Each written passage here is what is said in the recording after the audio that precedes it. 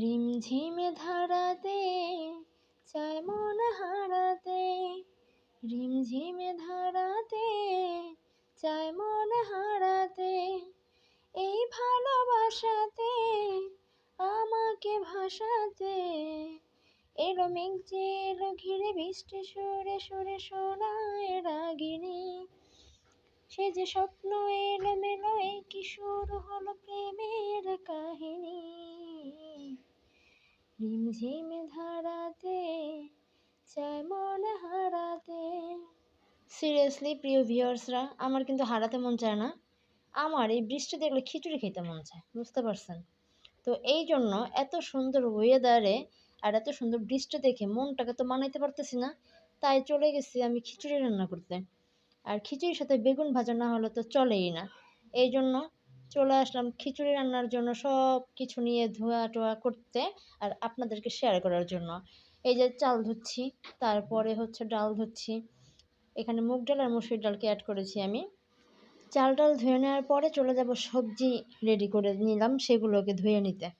এখানে হচ্ছে মিষ্টি কুমড়া, বরবটি, আলু, গাজর এবং টমেটোটাকে আলাদা করে দিয়েছি, সেটা পরে আসছি দেখানোর জন্য।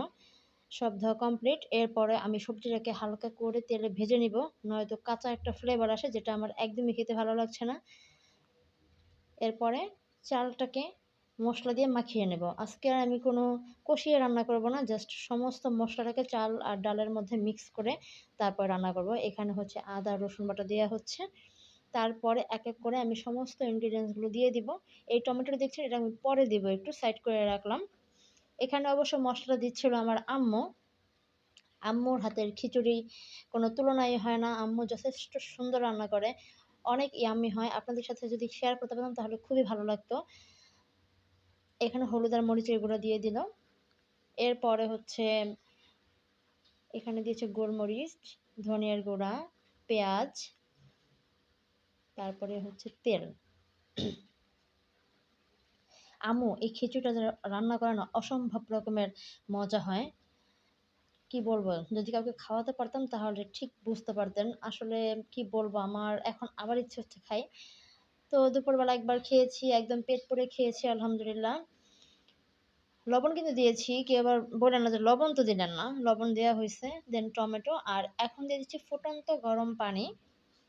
ফুটন্ত গরম পানি দিয়ে দিলে সবজিটা খুব ভালোভাবে নরম হয়, আর হচ্ছে চালটাও হচ্ছে শক্ত থাকে না, তাড়াতাড়ি গলে যায়। এই জন্য আমরা ফুটন্ত গরম পানিটা প্রধানত দিয়ে থাকি। এরপরে চলে গেলাম বেগুন ভাজতে। সেই বিখ্যাত বেগুন আমার খুব পছন্দের, যদিও অ্যালার্জির সমস্যা শেষ নেই, কিন্তু বেগুন খেতে আমার যত যাই সমস্যা থাকুক কোনো সমস্যা নাই। এই হচ্ছে বেগুনের ফাইনাল লুক। আরও ছিল সব কিছু আর কি, আপনাদেরকে দেখাইলে তো আবার আপনারা চাইবেন, বুঝেন নাই, সব দেখানো যাবে না। এরপরে আমরা হচ্ছে খিচুড়িতে ফোড়ন দিলাম। এটাকে কে কী বলেন আমি তো জানি না, কে কী বলেন এটাকে অবশ্যই কমেন্টে জানাবেন। আর এটা হচ্ছে পেঁয়াজ আর শুকনো মরিচটাকে তেলে ভেজে তারপরে হচ্ছে দিয়ে দিছি। খিচুড়ির এই সময়কার যে ঘ্রাণটা ছিল, আর এই ছিল আমাদের ফাইনাল লুক। ইলিশ মাছ ভাজাটা ভিডিও করি নাই, জাস্ট দেখালাম। এখানে লেবু, শসা, কাঁচামরিচ সব কিছুকে আমরা সাজিয়ে নিয়েছিলাম। দ্যাটস ইট, থ্যাংক ইউ, আল্লাহ হাফেজ।